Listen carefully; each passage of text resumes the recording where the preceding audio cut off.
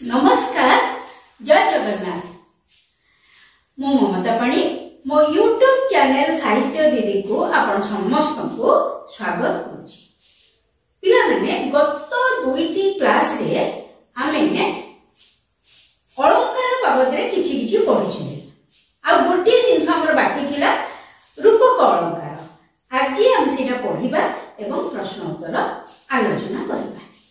ठीक अछि, मते लागुछि पिला माने आ पूर्व दीटा वीडियो जहा जाईथिला तमे माने भलरे बुझी दिबो। आ जो पिला बुझी पारिन आउ थरे दिथर से वीडियो को देखिबो। ता परे भी जदि किछि असुविधा हुए मते पचारिले मु पुनी थरे बुझी देबी। ठीक अछि पिले, आज हमें रूपक अलंकार पढिबा। अच्छा, रूपक अलंकार काहा को कुहा जाय? देखो पिले, उपमेय ओ उपमान मध्यरे अभेद कल्पना करा गले एवं उपमेय रे उपमानर आरोप हेले रूपक अलंकार हुए।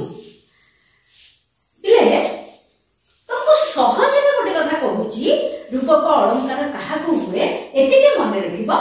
उपमेय आउ उपमान ये दीटा भितरे अभेद कल्पना करा जाए, अर्थात दीटा जाक अभिन्न भिन्न नुहंती, अलगा नुहंती।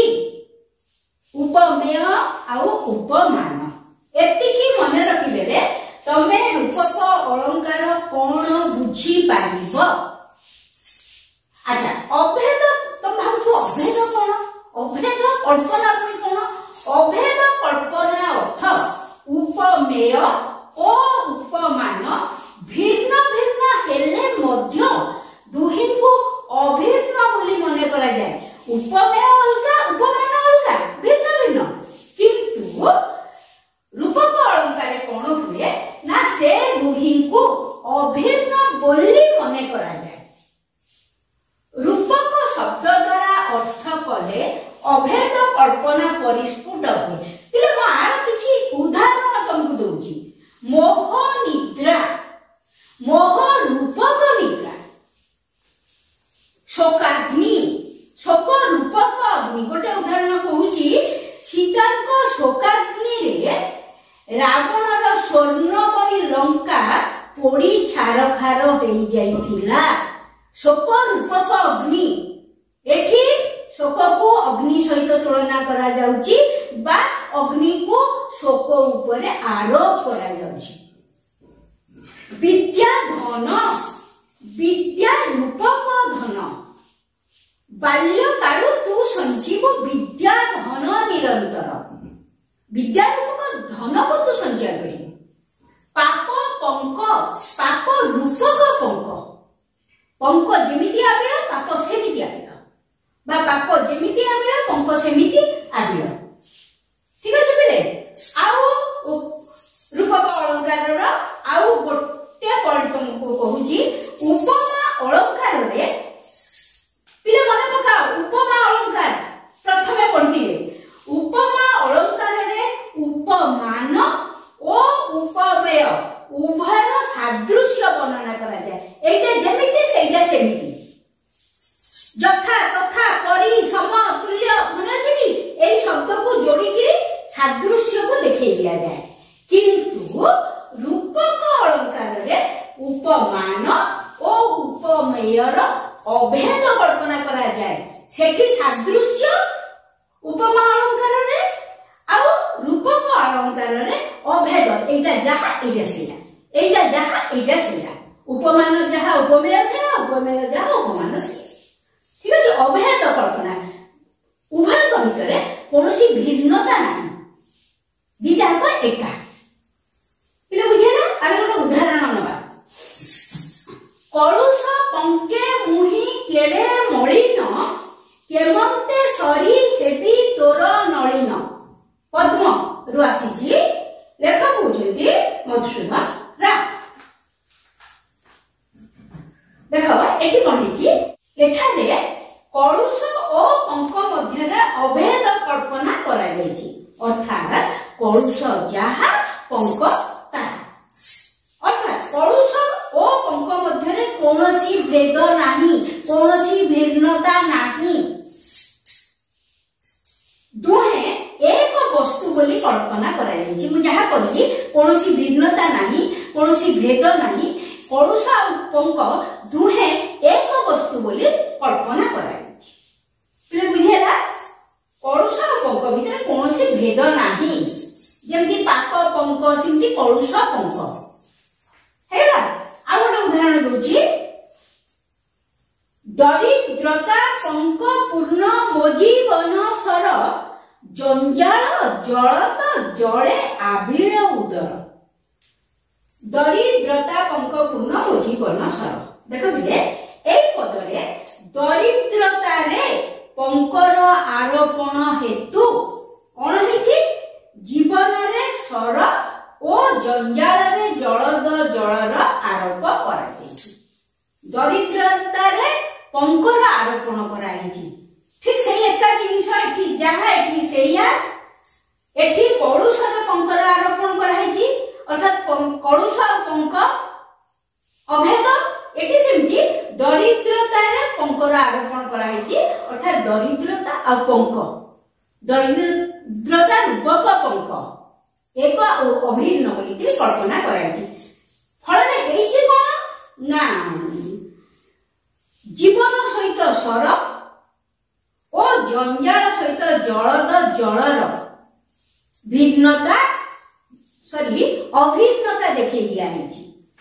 जेमिति दरिद्रता सहित पंकर अभिन्नता, सेमती जीवन सहित सर, जीवन आ सर, जीवन रूपक सर, सर माने पुष्करिणी, एवं जंजाल रूपक जलद जल, जंजाल सहित जलद जलर अभिन्नता देखै दिया है बा आरोप कराई।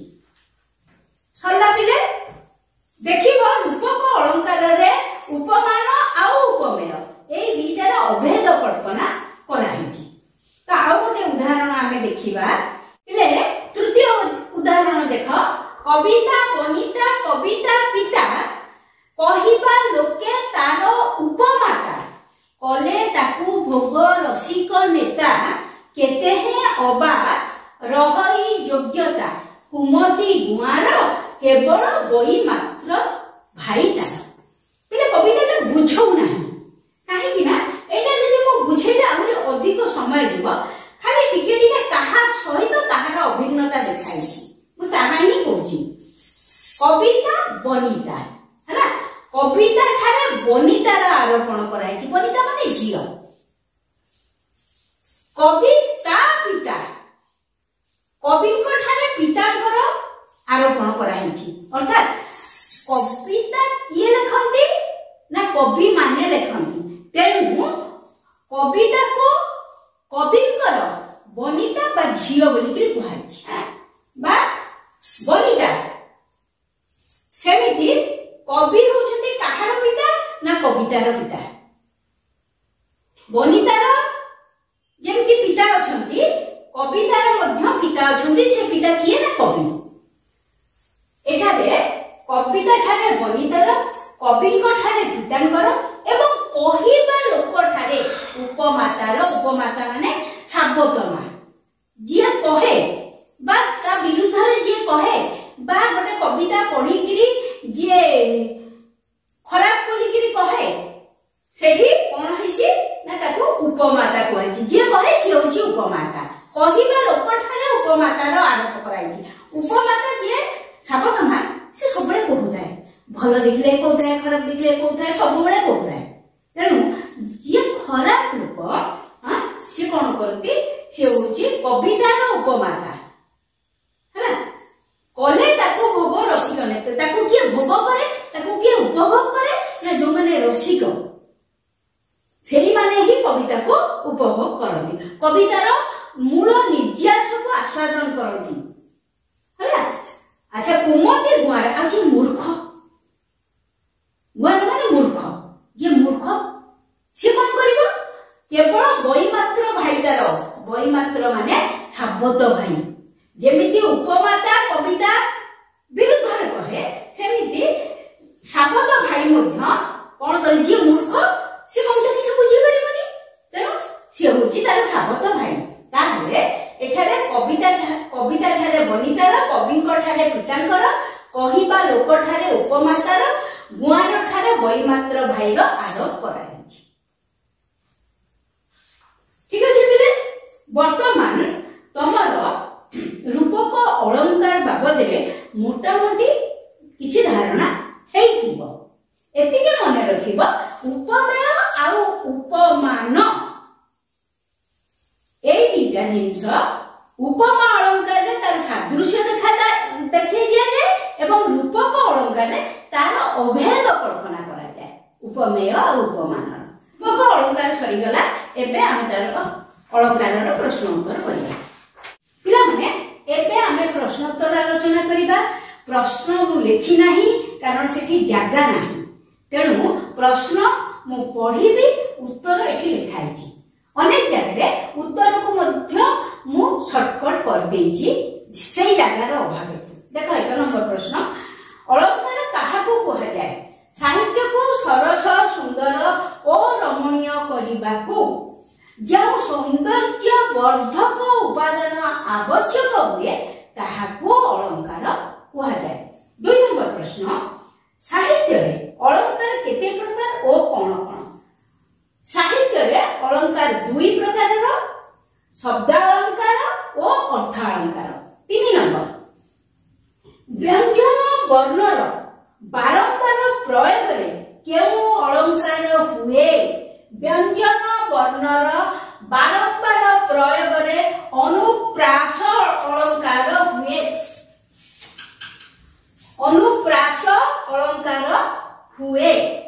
4 नंबर उपमान काहाकू कहंती जेतेबेले दुईटी वस्तु भितरे तुलना करा जाय बा तुलना समय रे अप्रकृत वस्तु बा जहा सहित तुलना करा जाय ताकू उपमान कहंती जहा सहित तुलना करा होची पिले ताकू उपमान कहा जाय सेरा होची अप्रकृत वस्तु तार उपमेय काहाकू कहा जाय तुलना समय रे प्रकृत वस्तु बा जहा को तुलना करा जाय ताकू उपमेय कहंती अप्रकृत वस्तु बा जहा सहित तुलना हैला सेटा उपमान प्रकृत वस्तु बा जहा को तुलना करा जाय सेटा उपमेय। 6 नंबर उपमा वाचक शब्दर 3टी उदाहरण दियो सेदिन बहुत गुडे उपमा वाचक शब्द तुमको कुहाई दिला से 3टी उदाहरण मागी जे उपमा वाचक शब्द परि सम तुल्य तथा तथा उडे जेपरि जेन्हे बहुत गुडे कुहाई दिला। ठीक अछि। 7 नंबर जाति प्रेम बन्ही प्रज्वलित कर कवितांश रे रेखांकित पद गुडी करे केउ अलंकार प्रयुक्त रेखांकित पद जाति प्रेम बन्ही जाति प्रेम बन्ही जानि परछ ओ अलंकार हबो एबे ही पढैछि जाति प्रेम रूपक बन्ही जाति प्रेम र बन्ही जाति प्रेम र निया हला रेखांकित पद इति देछि हां प्रज्वलित कर रूपक अलंकार। 8 नंबर पिले गोटे पद अछि तम बही देखिबो एठी जागा बनी बनी मु बेसी लेखिनी टिके अल्प लिखि देछि खेपणी खेपणे तोहरी सलीळे हीरो कर उच्छ उठिला सलीळे एथिरे केउ अलंकार प्रयुक्त खेपणी खेपणे तोहरी सलीळे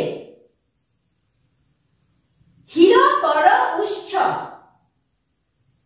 उठिला सलीळे पिले देखो एई पदरे शेष शब्द प्रत्येक पादर शेष शब्द होची सलीळे सलीळे बनान किंतु अलग अछि अर्थ किंतु 2 प्रकार सलीळे सलीळे 2 प्रकार अर्थ पिला माने देखो प्रथम सलीळे रा अर्थ हला जल रे द्वितीय सलीळे रा अर्थ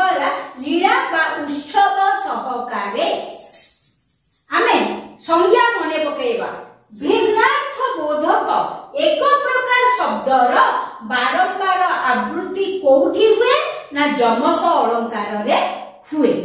आ विशेष करी एटा होची तुमर प्रांत जमक। जमक केते प्रकार अछि किंतु एटा तुमर प्रांत जमक काहे कि ना शेष शब्द प्रांत रे थिबा शब्द रो जमक होईची हैला। भिन्नार्थबोधक एक प्रकार शब्द रो बारंबार आवृत्ति जमक रे हुए। तेणु तुमे केवल लिखिबो तमर प्रांत जमक आद्य जमक एगुडा किछि नाही। तेणु जदि एमिति प्रश्न पड़े तुमे केवल उत्तर लिखिब जमक सरी गला। 9 नंबर आउ गोटे कविता। प्रचेता प्रबाल प्रासादर रुचि नील नीरु अबा फुटी बाहारुचि। एठी मध्ये मो कविताटा पूरा लिखिनी से कहूची एटा एही पदटी रे केउ अलंकार रहिछि एठारे अबा की प्रकार पद पिले आमे जेतेबेले उत्प्रेक्ष अलंकार पढी पिले सेतेबेले तमर मने थिबो तमको बुझा हेदिला जे को शब्द थिले उत्प्रेक्ष अलंकार हबो की सते की सिना सते अबा किबा बा बोधे एठी अबा शब्दटी अछि। तेणु आखि बुझा एटा उत्प्रेक्ष अलंकार हबो। ठीक अछि पिले प्रथम प्रश्नर उत्तर एठी लिखि देली उत्प्रेक्ष अलंकार हबो। अच्छा जोठी अछि रेखांकित शब्द जोटा सेटा की वाचक शब्द अबा अबाटी की वाचक शब्द उत्प्रेक्ष वाचक शब्द हैला। तापरे 10 नंबर देखो गोटिए उपमा अलंकार रे साधारण धर्मवाचक पद दर्शाओ। सेही उपमा अलंकार मने पका छोट पदटे खंड खंड धड़ा मेघ सुनील अंबरे भासई बोहित जथा नील समुद्र रे एटा होची उपमा अलंकार। उपमा अलंकार रे से कहिबा कथा प्रश्न होची साधारण धर्मवाचक पद। एठी आकाश रे जेंती मेघ खंड भासुची समुद्र रे बा सागर रे सेमिति बोहित माने भासुचंती जथा अछि एटा देखो जथा जथा होची उपमा अलंकार रो चिन्ह एवं एठी साधारण धर्मवाचक पद एठी एई दुई जनक भितरे मेघ आउ बोहित भितरे साधारण धर्म कोन भासीबा हैला। साधारण धर्म होची भासीबा उपमेय आउ उपमान भितरे साधारण धर्म होची भासीबा। 11 नंबर देखि नब कालिका पकालिका मालिका आली कालिका कांत स्मरी रक्षा केमंते करी परिबा मत करी गति की एमंत विचार। क्वेश्चन होची एथिरे केउ अलंकार अछि एथिरे अनुप्रास अलंकार अछि। केमि जानला अनुप्रास अलंकार अछि जेउ पदरे व्यंजन वर्णर बारंबार आवृत्ति बा उच्चारण होई थाए सेठी अनुप्रास अलंकार हुए। जेउ पदरे एक बा एकाधिक व्यंजन वर्णर बारंबार उच्चारण हुए ताहाको अनुप्रास अलंकार कहा जाए। एठी कोन हेची ओ जिंसठी बारंबार उच्चारित हेची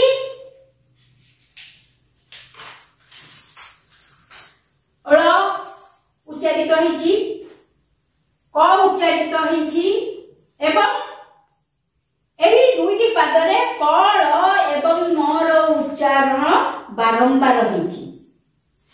12 नंबर कीर्ति सौरभ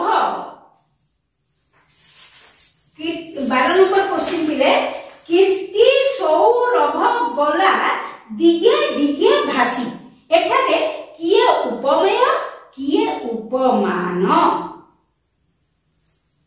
वह कीर्ति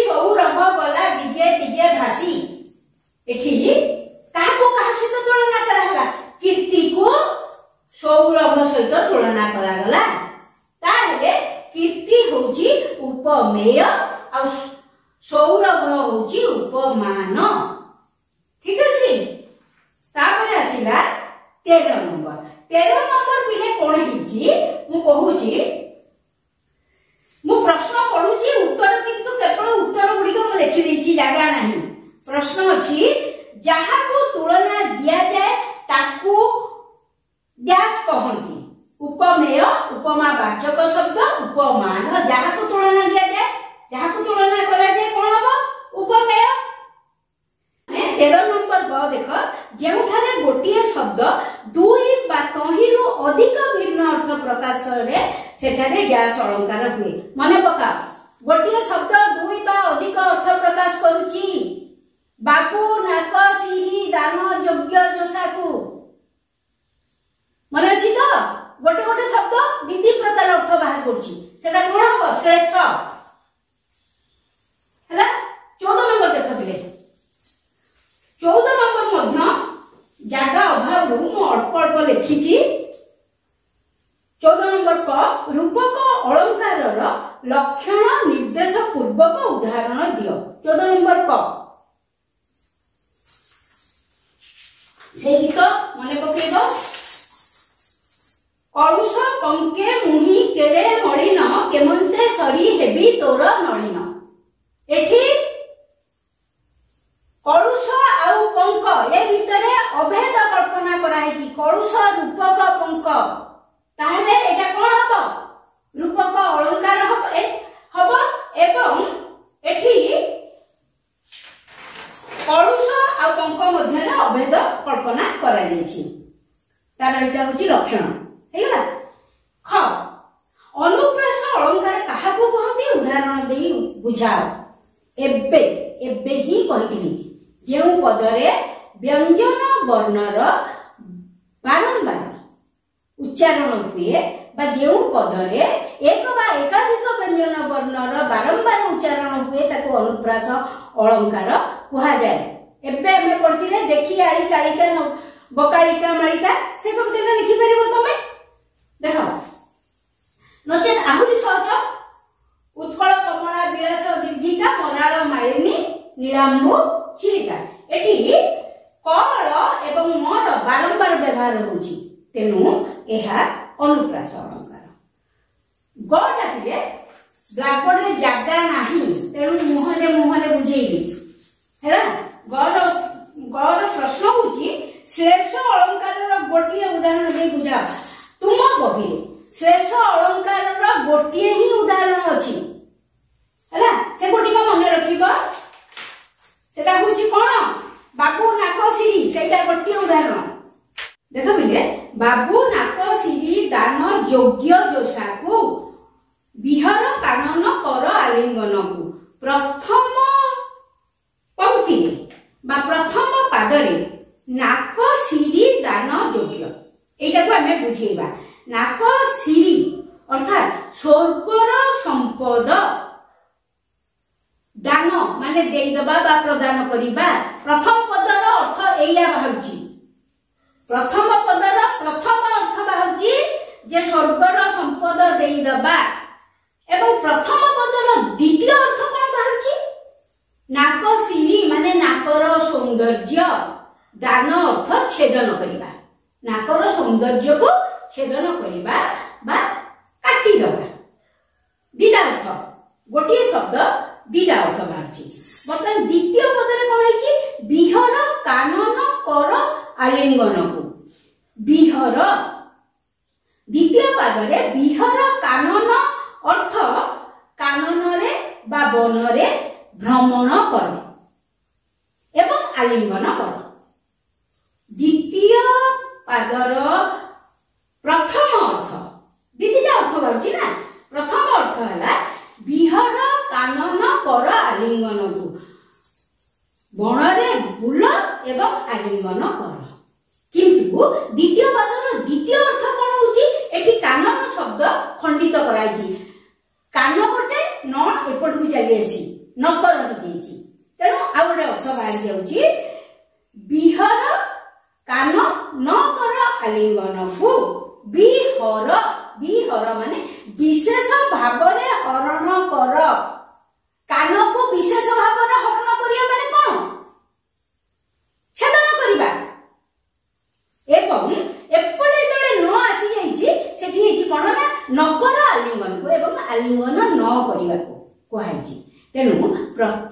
पादरे प्रत्येक शब्द गोटे गोटे शब्दर दीटा अर्थ बाहर प्रथम अर्थ एटा द्वितीय अर्थ एटा द्वितीय पादर मध्य प्रथम अर्थ एटा द्वितीय अर्थ एटा पिलाने 14 नंबर प्रश्न पर्यंत आमे आलोचना करदेले जदि या भितरे तुमर बुझिबारे किछि असुविधा थाए ताले मु भाबुची वीडियो को थरे दिथर सुनिबो एवं ए ग्रीन बोर्ड को टिके भलो करी देखिबो ताले बुझी पारिबो निहाती जदि न बुझी पारिबो मते पचारले मु तुमको बुझेई देबी मने पकेई की पचारिबो मोटे हेडा करिबो नाही रहिली।